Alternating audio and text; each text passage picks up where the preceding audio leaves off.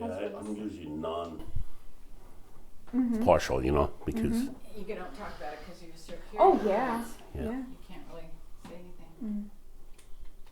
All right, Haley, can you just clap really loud for me? Just one clap. Like one loud clap. Oh, yes. Okay. Louder? Maybe. It's to align the tracks. Yeah. Good. All right, we are all set. Just learned I'm a bad clapper. Okay. For anyone else touching this footage, could you say and spell your name? Yes. First name's Isaac. Last name is Hoope. It's ISAACHOOPII. And your job in 2001, what was it? I was a supervisor for Pentagon Force Protection Agency, but the name changed in 2001. It used to be called Defense Protective Service. Then we switched over to Pentagon Police, but now it's called Pentagon Force Protection Agency. All right. So the obvious, you're a proud Hawaiian. Yes. Tell us about your background, your connection to Hawaii, and how long you lived there. Okay. Yeah, born and raised in Hawaii, from the west side. I grew up in the west side in a town called Waianae. Most of the time, just growing up was more of, family orientated, going to all the schools from elementary all the way up to high school. And then, of course, once I graduated, I joined the military. But during that time, it was more about learning the culture and ohana, family, a lot of gatherings and family helping family. Yeah. And you carry Hawaii with you everywhere you go. I mean, it's so woven into your identity, right? Yes. Helping others. And can you talk about some of the sentiments that characterize? Sure. One of the things about the Hawaii is a melting pot of all different, not only nationalities, but one of the biggest things that the people from Hawaii they love to do is show aloha. And everywhere you go, you try, even transplant it, like up here, you still bring, I guess, my upbringing, as well as sharing the aloha, telling people about how the native people from Hawaii would keep their culture going. So, and usually, when I up here, not only just being from Hawaii, but even teaching about the Hawaiian culture, the music, the dancing, and just the typical type of chemistry that I bring from Hawaii, sharing it out here. And it's a family thing. Yes. You've taught your kids. Yes. Mm-hmm. Your daughters are proud Hawaiians, right? Yes. You guys are really known in the community for that.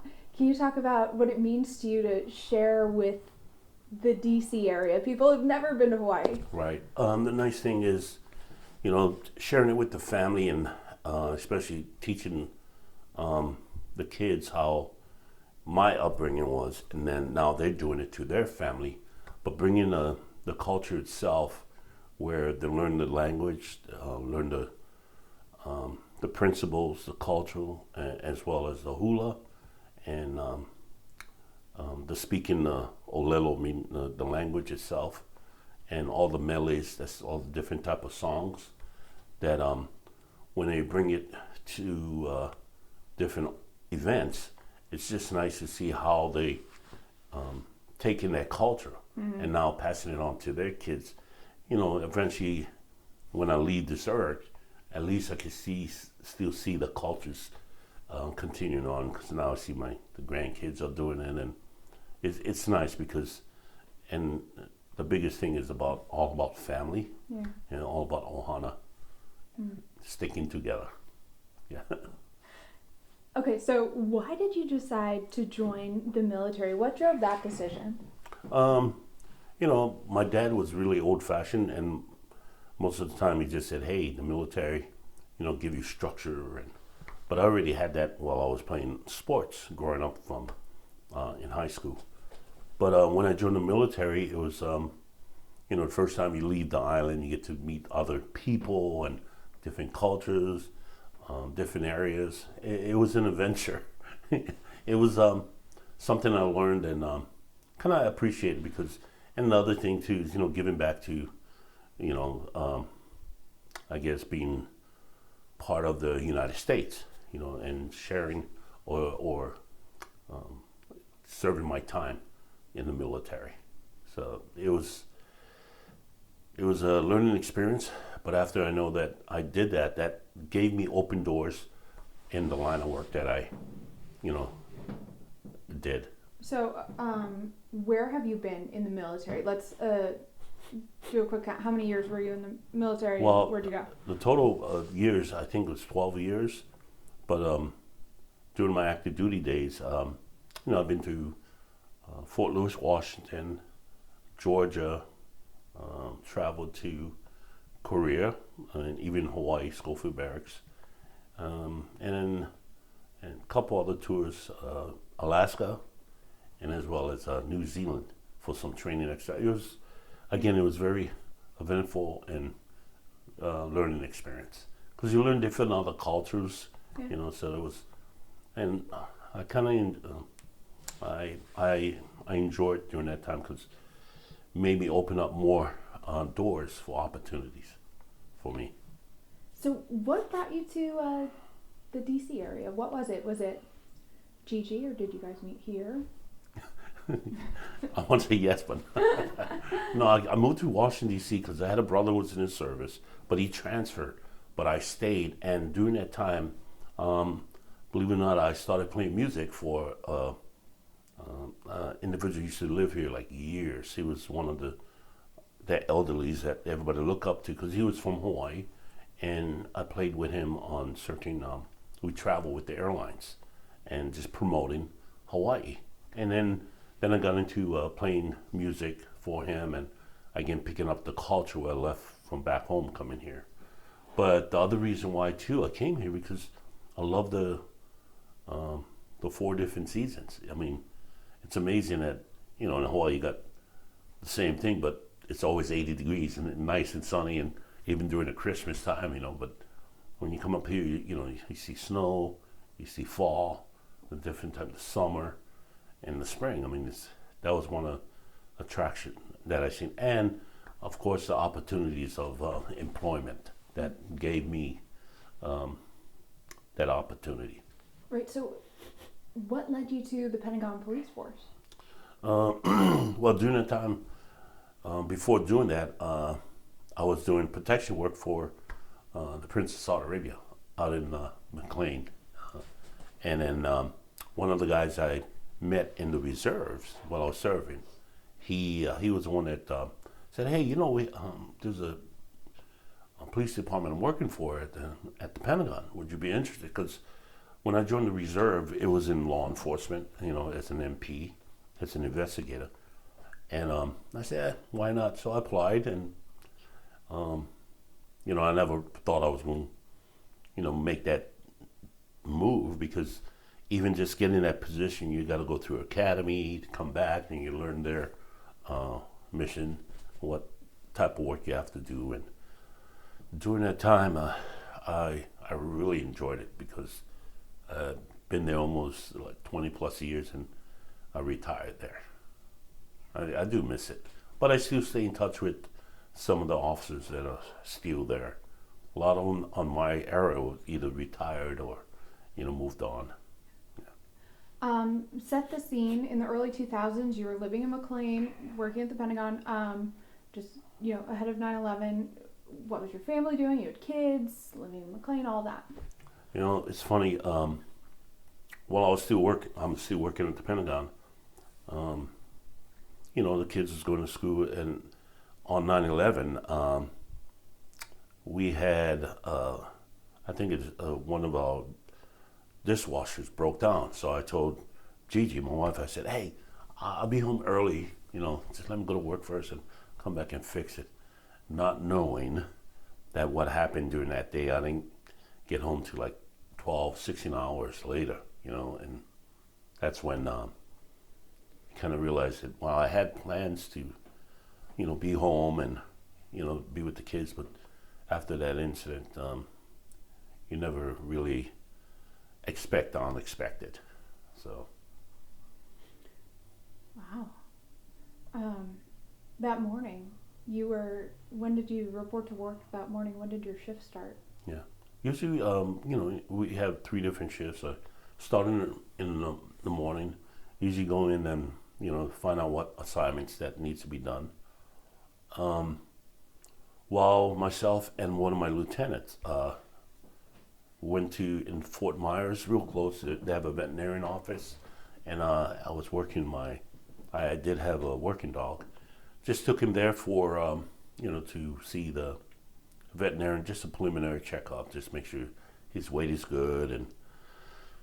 But then about 9 o'clock that morning, they only had a radio in their office. And then they said, oh, there was a little aircraft hit the Twin Towers in New York. So the announcers on the radio said, well, somebody was just a bad pilot, Then about a minute later, there was a second crash. Then on the radio, they said, hey, I don't think this is they thought they were getting attacked. During that second aircraft, that's when the whole ground on Fort Myers, because it's right next to the Pentagon, just shook, and there was a big explosion. During that time, that's when I looked at my lieutenant, and on our radio, there was a call out from the communications saying, hey, this is not a drill. This is not a drill. A plane just slammed into the Pentagon. Emergency. Plane has crashed into the Pentagon. So during that time, I just looked at him and said, hey, we got to go.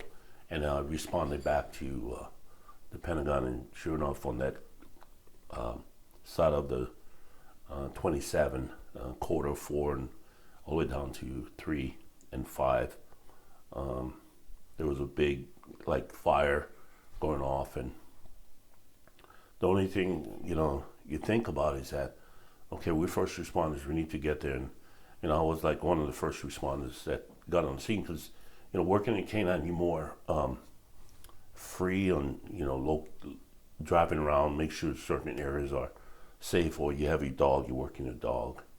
And then that's when, getting on my vehicle and running towards the side of the building, you start thinking, man, you don't think about all the other things except try to respond to help people. But even running towards that area, everything was moving slow motion. And then you try to find, they had windows were shattered, a couple doors was blown out. So that's when I just started rushing in and try to see if I can to render any type of help. And of course, that's when people started, showing up, either in the smoke, fire, or badly burned. And during that time, I just started grabbing people, putting them on my shoulders, taking them out. And, your adrenaline going so fast, you don't think about it. But with the incident that happened, they try to build an emergency triage area, and that was right next to 27. Now they have a memorial site, but you look at it and don't realize that how far you have to take somebody that was injured or whatnot and try to take them there. And gradually, a lot of other people started responding from different departments as well as our department, but Arlington County and then the fire squads, everybody started showing up.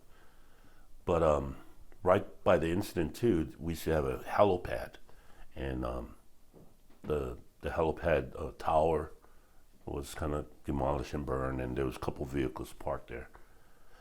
But just going in and out, try to think,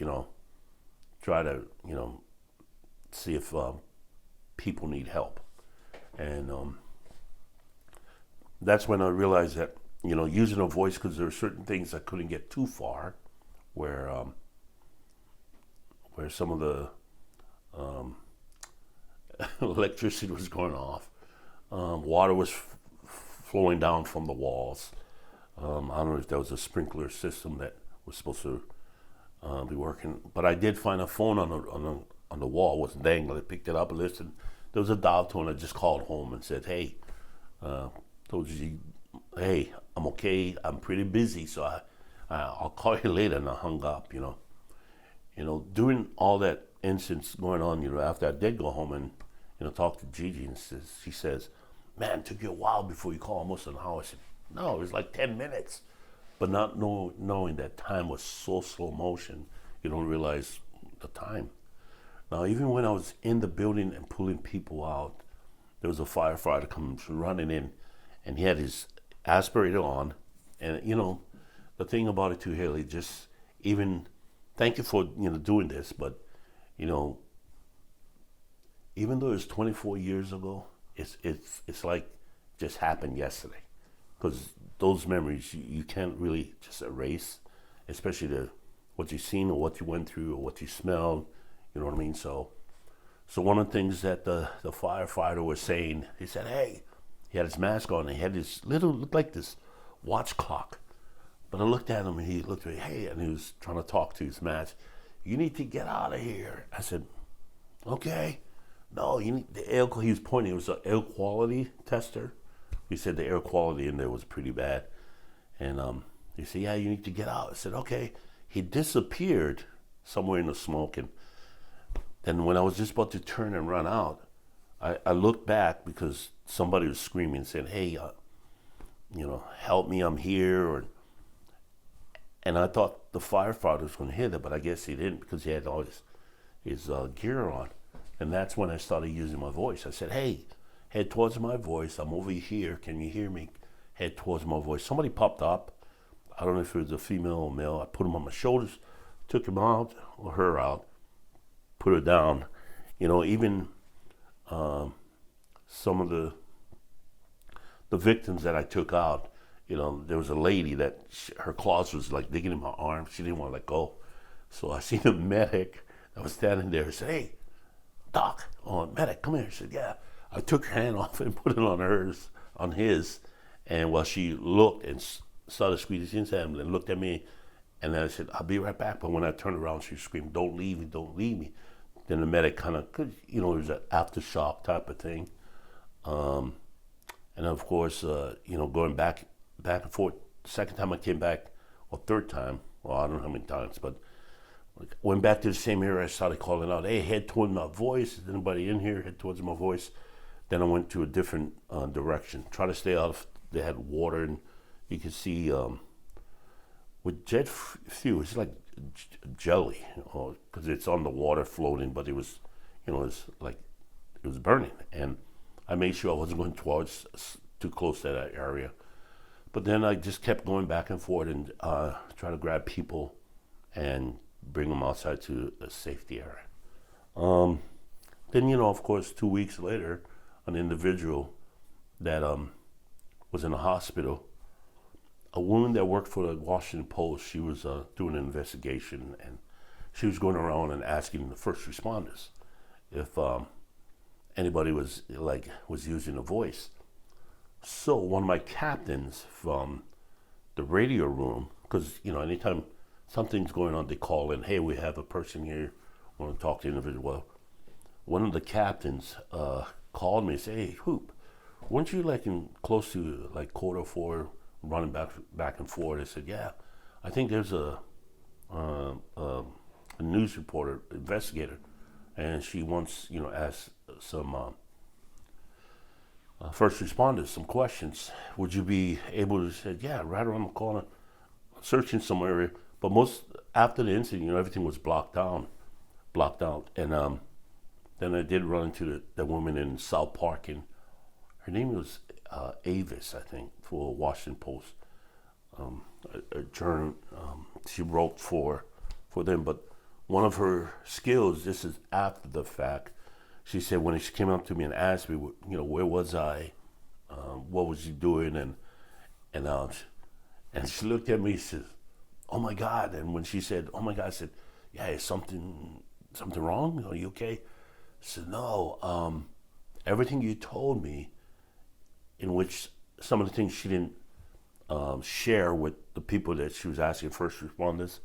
She said the guy that was burned in the hospital mentioned a couple things. One, she said the guy was a big burly dude, and she's looking at me and said, "Man, you're pretty big," because I had my vest on. And then two, she said he had an accent, and you have an accent. Where you from? She, I said, "Oh, from Hawaii." She didn't tell me then, but she just interviewed me.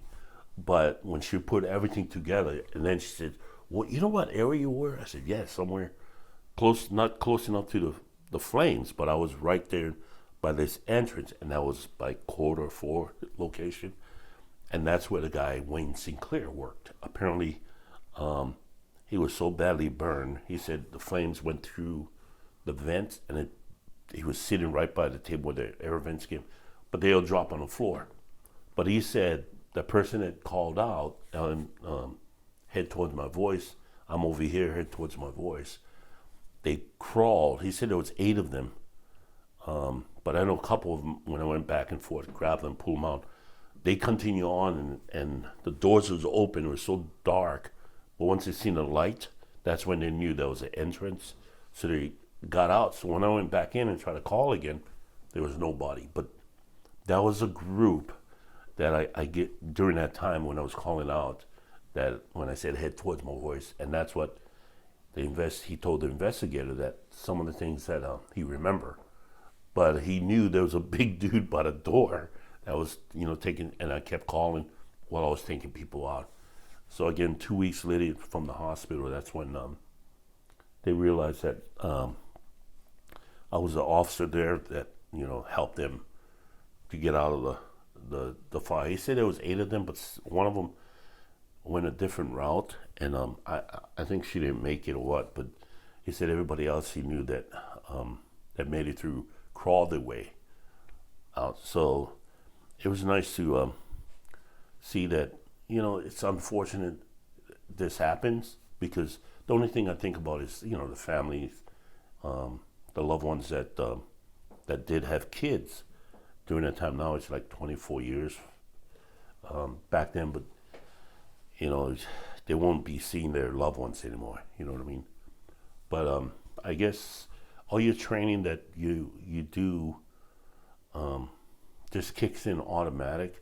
And then as time goes on, you don't realize, the Pentagon was built in 1941, and believe it or not, the groundbreaking was September 11, 1941. And one of the things you don't realize that there's a lot of old structures in there. So besides a jet fuel or asbestos or some of the things that was, burning inside, that was the main thing you don't think about till after the fact, not knowing if there was another explosion might be happening, or because nobody knew what happened, Even a lot of propagandists, people say, "Oh, there's a rocket," and unless you were there, it was an airplane, because even during the cleanup site, everything was locked down. The FBI had their own section where they were trying to put the pieces together, but every day was always, they were still trying to go in for several weeks. The fire was just still burning, but they were still trying to go in and rescue more people. So, but again, even though it's 24 years ago, I still have vivid memories about, like, from where I walked, or where I took my dog, gave him a break, or what area I was located, and some of the people that, I don't want to say I just helped, but brought out. I'm just glad that they made it out where, I always think about how they are doing now, mentally, physically, or so. Do you have any idea how many people that is? Pertaining to the incident, or? That you saved that day. Yeah, I mean, you don't really count or anything, but I do remember, like, how many times it just kept going back and forth, because, the thing about it too, Haley, when you hear people calling out, it's like, just that incident alone, it's like the last desperation when they're calling out. It's a different yell for help. And, I don't know how to explain, but that stick with me, besides even the smell of, it's unfortunate, people got burned, but even when you're taking them out, you try to be, gentle, because you don't know if they were females or males, because they were all like this charred, But I think, the hardest thing is, as a first responder, you always think, did you do enough? Did you really, sometimes you get that guilt feeling, man, I should have done this. You try to quarterback yourself thinking, if I should have done this, or should have gone this way, or maybe I should have done, going up this alley area, or I should have waited longer, wait till people came out. I mean, you can do what you can do during that time, but if I know that all my training kicked in during that time, and just being, I don't want to say being at the right place at the right time, but it was pretty much the wrong timing of all this happening. But again, talk about the guy Wayne Sinclair, 24 years. Every year I still talk to him. Every year. On his birthday, I try to call out to him. And when it's 9/11, he usually calls me like the day prior or during that time. And I literally take that time. I don't care where I'm at. I take his call and we talk. And most of the time he just talk about his family, how his grandkids doing. After about 10 minutes in conversation, knowing that he's doing okay, he said, then he goes into about 9/11 and he talks about the whole thing again. And all I do is just sit there, because I think that's one of the mechanisms he uses for, to try just to, not to remember, but to know that, what he went through trauma-wise. That's how he unwinds, I guess. But every year for the past 24 years, I'm still, talking to him. He's over 70 now, but to me, it's a blessing, because just knowing that he was a normal person, even though I met him in a tragic incident, but it makes me realize that he's not only a normal person, but he was like the monarch of his family. They have a big family reunion, and everybody looks up to him. You know what I mean? So, and just knowing that he does every time he says, Isaac, I really appreciate, saving my life. I said, well, you know what, Wayne, I don't think it was that. It was more of beginning a good friendship. You know what I mean? A family, ohana. So just turning this tragic into not only a learning lesson, but now I just share it with my kids and my grandkids, and now you don't take things for granted. Life is always cherished, because being in law enforcement, you gotta have a different type of, I think, mindset at times with the world, how things are changing. It's unfortunate, but without having law enforcement out there, we won't be able to keep everything safe. Is a better word. So. Wow. When you I just want to go back. When you arrived and you saw what's happening, there's no way to know the magnitude of what your day is going to become. You were at Fort Myer. You felt that. You knew something really bad was going on. How long did it take you, maybe later that day, the next day, how long did it take you for it to sink in what this country was going through? Even the first several hours, the only thing you think, somebody was, crashed a plane, maybe the pilot screwed up or something. You don't think outside the norm, but as time went on, then more investigation, and they find out, could have been terrorists. And that's when you start thinking, man, I went into the building, even unsafe wise, and because knowing what it developed to become what happened, you don't realize it, because you just thought there was an accident. And the accident, you just respond. But now, with that type of event and any type of tragic, now there's different ways how you approach it, because communication now, it's like it speeds up. Before, it's like we didn't have phones, cell phones until the sailors, everything went out, communications. Everybody just left the vehicles with on the roadways that just left because they thought we was getting attacked. But that's when you don't think about just thinking, okay, I'm responding to a tragic.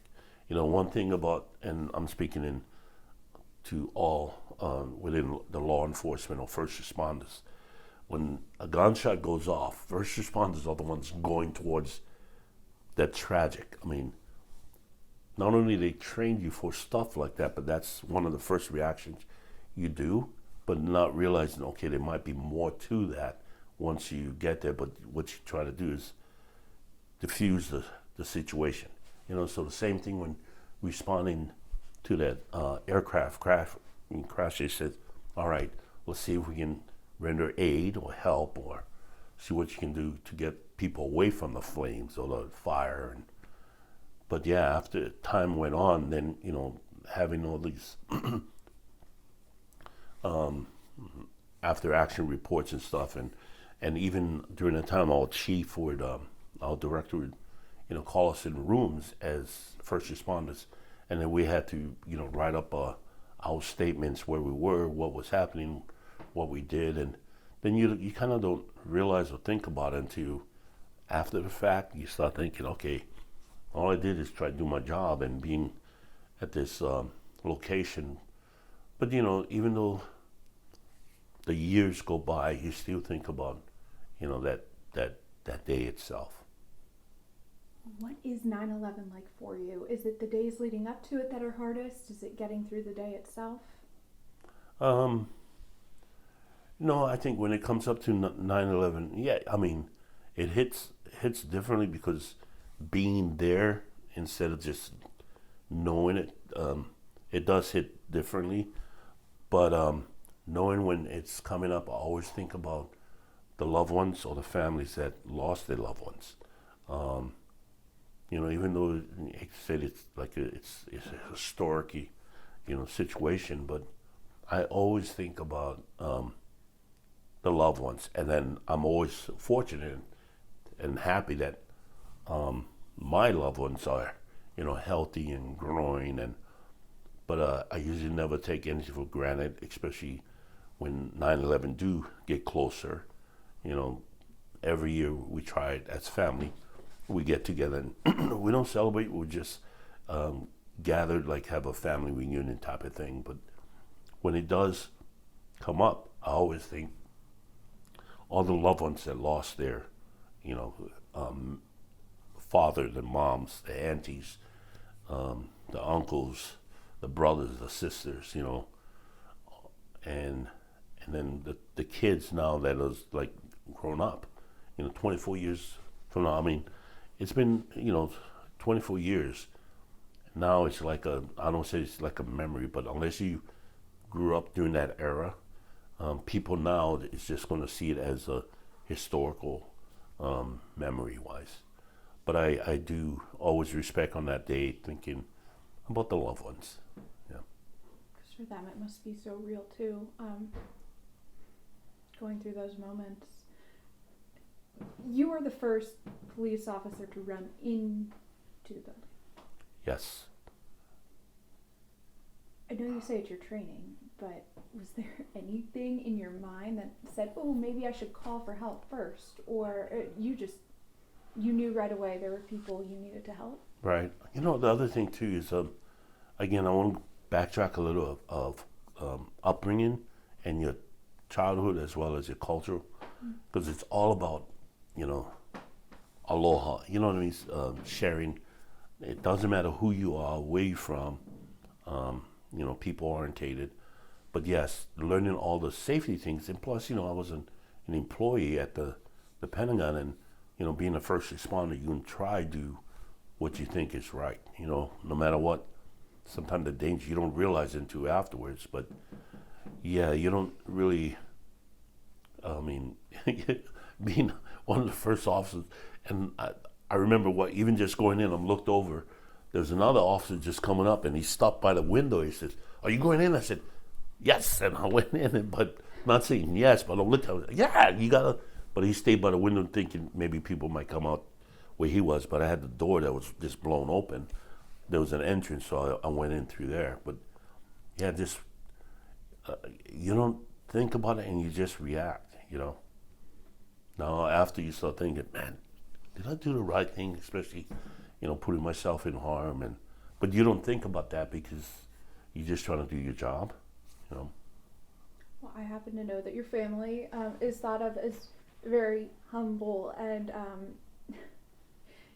you guys don't brag about stuff, and no one's really getting a full picture of the heroism that day and the days that followed, from you at least. But this had to take a toll on you and be so impactful for your family. I want to tie in the music. Is that, I know a lot of it is your love of the islands and your love of Hawaiian culture, but is part of that now healing and Yes. tie into this? Yes, it is. Haley, believe it or not, even after the incident, working 12 hours, going to work every single day for at least 6 months. I get home, throw my clothes on the side, it was all, take a shower, either eat and just sleep. And it was a routine. It was like normal because, we're still trying to respond to the tragic accident. But after that 6 months, I got home, and two of my friends, I have a Hawaiian band. It's called the Aloha Boys. They were sitting in my living room, and they're sitting there when I got in, threw my stuff on I gave my clothes, because it smells like smoke. Went back, shower, came back down. So what are you guys doing here? Oh, came to eat dinner. I said, oh, okay. We ate in there, we just started talking. Oh yeah, we forgot to tell you, we're playing music. I said, oh, we are? We stayed there, we played all night to the next morning. And it was very therapeutic as well as soothing and exactly what I needed. And we've been playing together, with that group. We've been playing together almost 30 years. And that's one of the things we do now, where we play at different functions, Hawaiian music as well, tropical, island music, real soothing. And I think that was the thing that really psychologically helped, where playing that music, it gave me an outlet where instead of this 12-hour shift going in and always thinking, okay, we got to do what's the next thing. But when we started playing music and those two guys, Irvin Keha and Glenn Hirabayashi, like one of my best friends. In fact, I don't want to call them friends. They're like family, like really close families. And when they came over and we started playing, it was like the perfect thing that I needed. And thanks to my wife Gigi was the one that planned it, and she said, yeah, he needs something. So I got home and we started playing music, and that was perfect. One of the perfect healing that it helped. I was going to say, that didn't sound like a unplanned evening of music. No, I didn't expect it, but then from that time on, it kind of made it a lot easier because playing music as well as sharing, getting together is like one of the best thing ever. Before we want to get some shots of your awards and all of that and the family. Sure. But this country's been divided. I won't talk about right now. Division that you've seen in your lifetime. After 9/11, people came together, didn't they? Mm-hmm. There's a sense of community here in the DMV. Can you describe what you felt when you interacted with people? And I'm sure you heard a lot of gratitude. Was there a sense of everyone is, on the same side and we're American and we're here in the DMV and we're our own community? And yeah, I mean, even after the incident, yeah, people did get together, but I just don't want people to forget, because then as time goes on, time heals, but as it goes on, now you see, just the different mindset. But it's unfortunate, but even after the incident, people did get together, and it's not about the heroism or anything like that, just knowing that, hey, we need to stick together as Americans and try to drive on, continuing on what we need to do, especially the new generations coming in, and hopefully from that generations, the parents should start, teaching and educating their kids about what to see next down the future. But again, becoming as one, and totally understand there's always two different sides, but if they can still come together as one, that's what the main objective is, But yeah, after, that incident, 9/11, I did see a lot of more heasiness where people did get together more. So. And commemorating 9/11 gives the whole country a point to convene and show unity. You mentioned that service every year at the Pentagon. Mm-hmm. Regardless of whose administration is in power, Yeah. It's something that happens every year to acknowledge that. Can you speak to that? Yeah.